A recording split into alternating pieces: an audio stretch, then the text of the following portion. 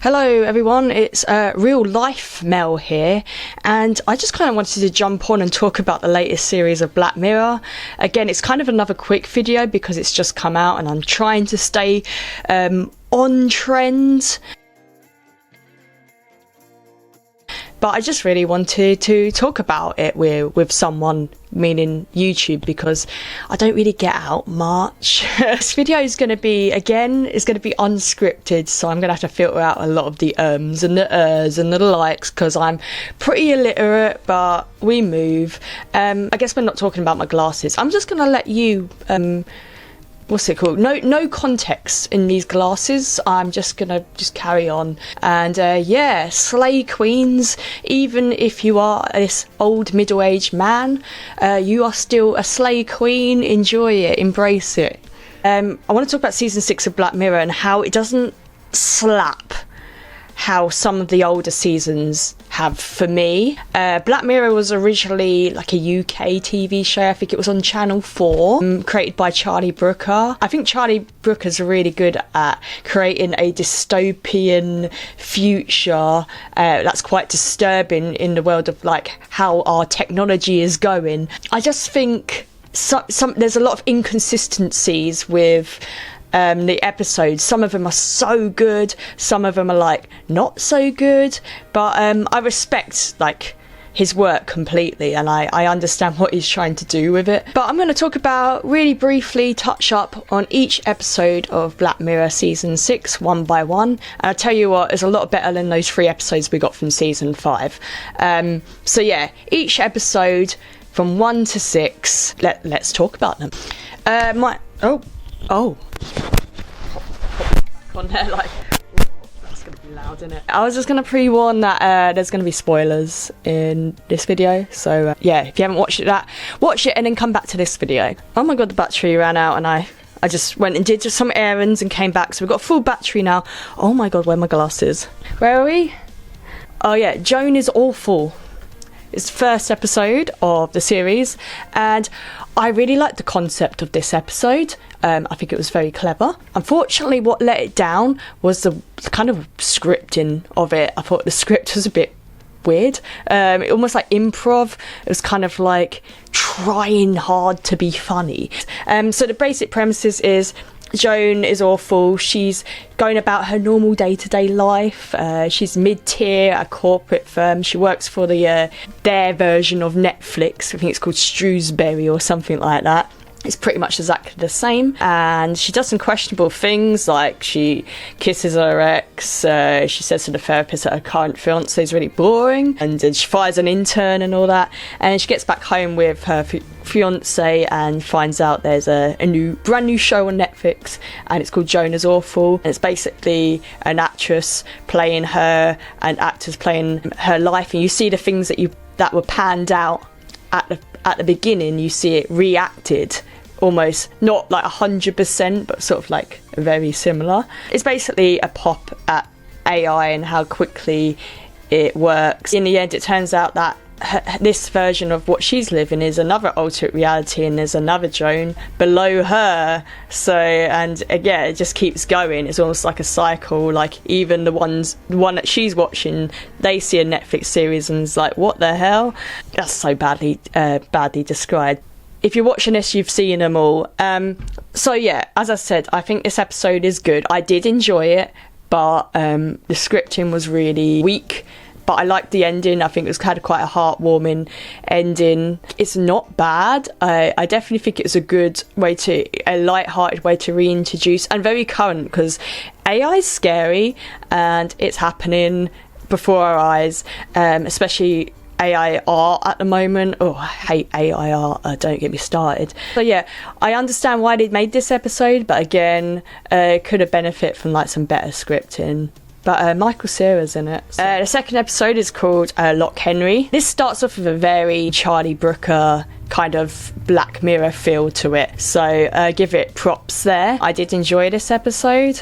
Basically, it's a young couple who are filmmakers, go to sleepy town in Scotland to do maybe a nature documentary, but turns out you find out that there was a murderer. That's why it's such a sleepy town. There was a murderer not in the 90s, that's why it doesn't get much tourist attraction. And then they decide, that's actually a good idea to actually, instead of doing the film that we were going to do, maybe we can do a film about this murderer. And then it's got a twist ending to it. It turns out that the boy of the couple, dad, was actually the murderer. The mother was also involved as well. There were some secret tapes. A lot of people were like, oh, that's such a twist ending, I had no idea. For me, as a horror movie fan, I almost saw that coming. I don't know if I was the only one. I watch horror movies like this all the time with twist endings. It's still clever if you don't normally watch horror movies, but if you do, it was kind of almost predictable.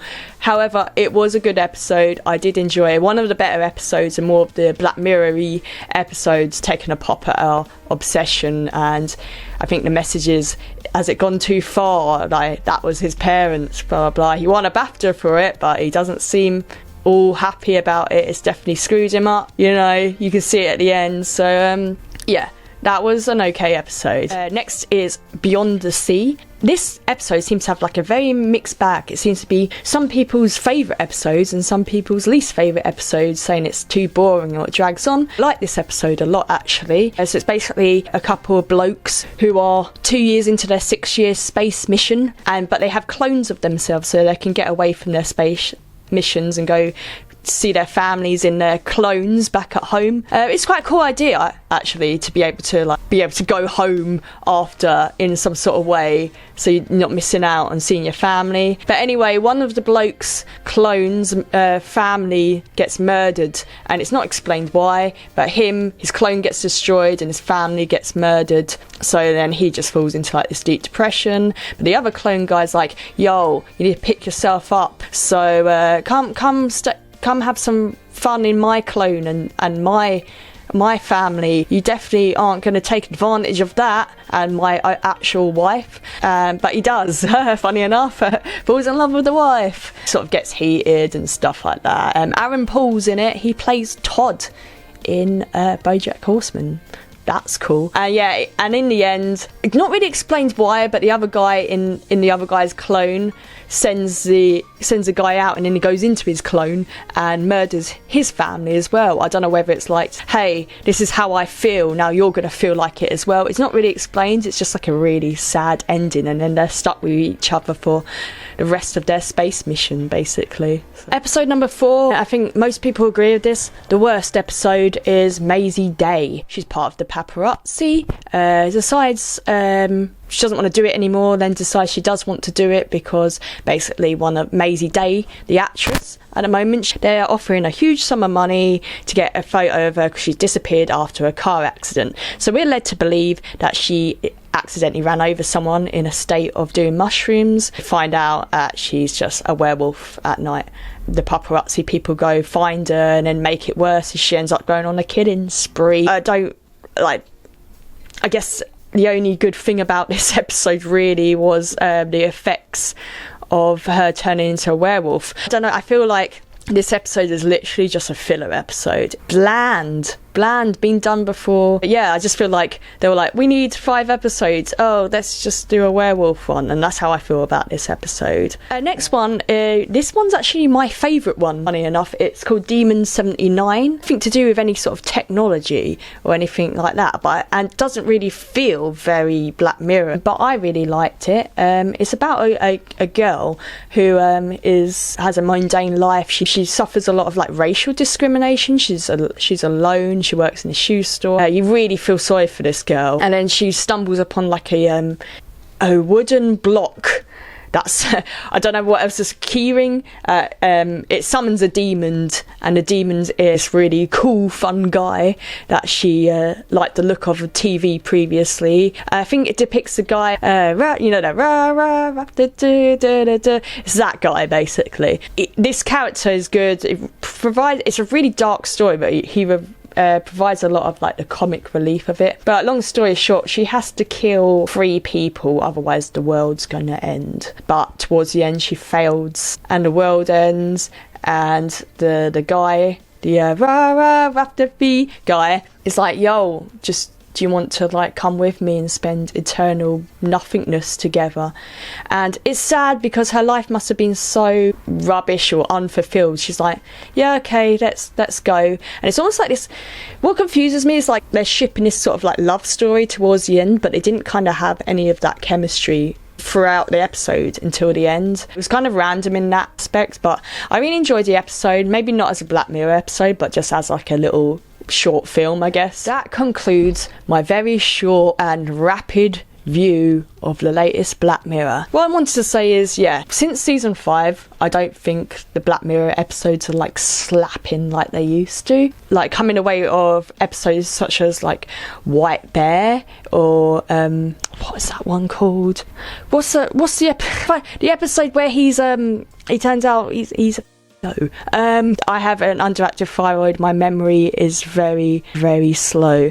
Shut Up and Dance. That's the one. Shut Up and Dance. Yeah, those episodes. So Shut Up and Dance and White Bear, like really, you come away thinking, I hate things. I hate this world. I'm scared. Like I had to stop watching them for a while. That's how much of an impression they made on me. Then you got the more sort of light-hearted ones, like but still leave a good message, like Nosedive and Hang the DJ. I thought were really, really interesting. Maybe because technology has gone too far or is sort of going towards that direction that it's hard to sort of now write about it because it's almost happening in a depressing way, I guess.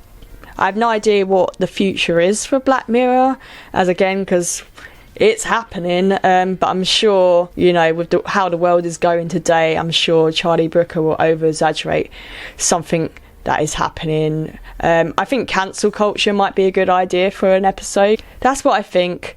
That's my unsolicited thoughts on this season's Black Mirror. What did you think? What was your favourite episode? And if you enjoyed this video, don't forget to subscribe. Plenty more sunnies, where that comes from.